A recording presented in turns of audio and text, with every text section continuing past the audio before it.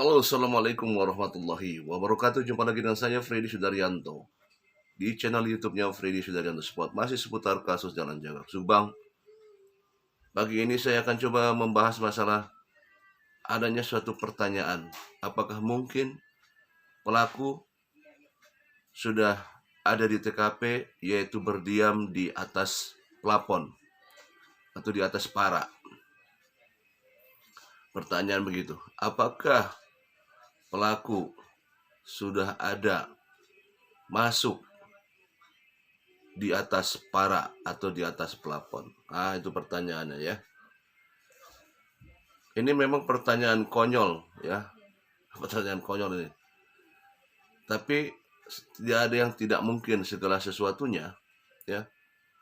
Karena itu juga bisa saja kalau memang itu dia niat berencana melakukan suatu aksi pembunuhan ini, berdiam diri di atas plafon dengan maksud untuk mempermudah pada saat mau mengeksekusi dan bisa mengontrol keadaan di dalam rumah. Kita tahu bahwa pintu depan memang tidak bisa dibuka dari depan, harus dibuka dari dalam. Kalau tidak ada pintu depan, berarti salah satunya pintu belakang. Nah, pintu belakang, apakah sudah ada kunci atau tidak? Ini pun jadi permasalahannya. Kembali lagi, apakah bisa pelaku berdiam diri di atas plafon? Tentunya harus bisa dilacak dari tanda-tanda atau bekas-bekas alas sepatu ataupun alas sendal ya. Apakah ada di plafon tersebut, di atas parak tersebut? Apakah ada bekas-bekas yang menempel di plafon berupa alas daripada sepatu ataupun sendal ataupun alas kaki?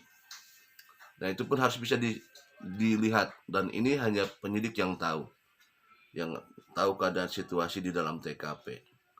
Tentunya kalau misalkan di atas plafon bisa juga dicari sidik jari di sana. Misalkan ada sidik jari di atas plafon ya. Kan sekali lagi ini bisa saja terjadi, walaupun ini pertanyaan konyol ya. Tetapi tidak ada yang tidak mungkin. Bisa saja itu terjadi ya. Apakah di dinding-dinding ada di dinding tembok ada sidik jari mungkin, atau ada bekas nempel telapak tangan ya, atau di dinding ada bekas alas sepatu dan lain sebagainya. Dan ini pun bisa dijadikan sebagai petunjuk nantinya. Ya, karena begini, orang kalau pada saat melakukan suatu niat ya, maka akan mempersiapkan bagaimana caranya sehingga si korban tidak tahu bahwa ada pergerakan di dalam rumah tersebut. Nah, untuk itulah maka pihak penyidiklah ini yang akan mengetahuinya. Nah, sekali lagi bahwa ini adalah pertanyaan konyol dari saya, apakah pelaku sudah ada di atas plafon ya, dia masuk ke dalamnya menunggu sampai pergerakan yang akan dimulai di malam hari. Ya, ini di luar ini ya, tapi ya siapa tahu bisa terjadi seperti itu ya. Karena kalau di atas plafon kan itu tidak akan terlihat ya. Nah, cuma yang jadi pemikiran saya adalah bagaimana dia melakukan komunikasi dengan sang komandan ya, memberikan instruksi kapan harus dimulainya eksekusi, kapan harus turun dari plafon. Nah, ini juga komunikasi. Atau memang instruksinya sudah diberikan dari awal, dari sebelum awal dia masuk ke dalam TKP, sudah diberikan instruksi sebelumnya jam sekian, atau ada semacam kode ya yang sifatnya tidak terdengar, diberikan kode untuk memulai daripada eksekusi tersebut. Ya, ini kembali lagi bahwa tidak bisanya dibuka pintu depan karena harus dari dalam dan harus dari pintu belakang. Nah, itu adalah tadi pernyataan saya yang mungkinkah itu di atas plafon, dan adakah tanda-tanda jejak ya berupa alas kaki yang nempel di dinding sebagai cara dia untuk turun dari plafon itu menuju ke bawah. Adakah sidik jari pada saat dia menggantungkan badannya sehingga dia turun ke bawah? Adakah sidik jari di plafon tersebut? Ataukah ada plafon yang rusak apa tidak? Sebagai petunjuk dari adanya orang yang di atas plafon. Kalau misalkan ada, kalau misalkan ada jejak berupa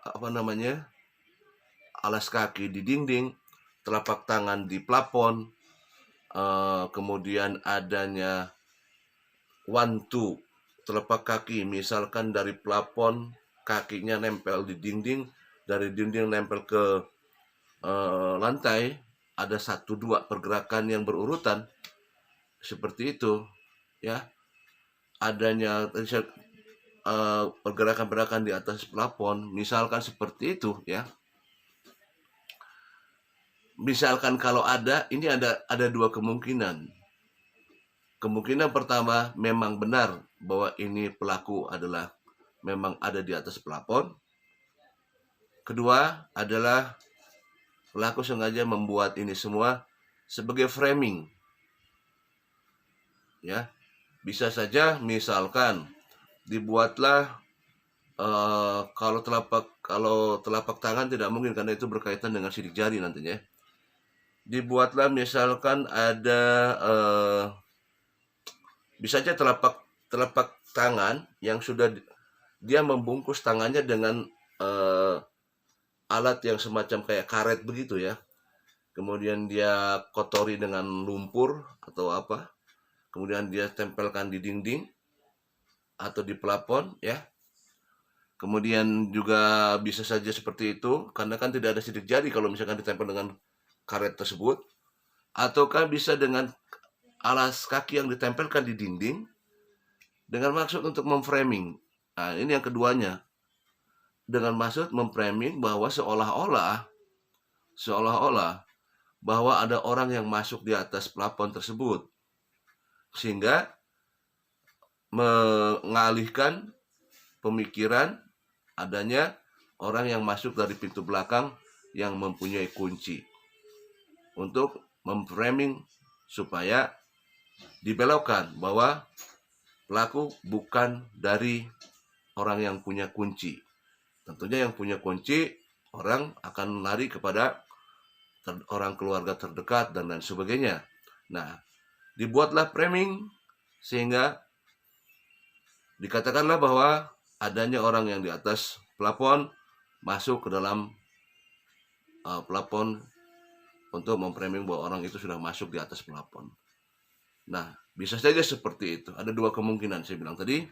Kalau memang benar adanya di atas, bisa jadi memang itu direncanakan. Atau yang kedua adalah sebagai framing kepada pihak penyidik. Seperti itu untuk bisa mengelabui bahwa pelaku bukan punya kunci. Demikian pagi ini. Assalamualaikum warahmatullahi wabarakatuh.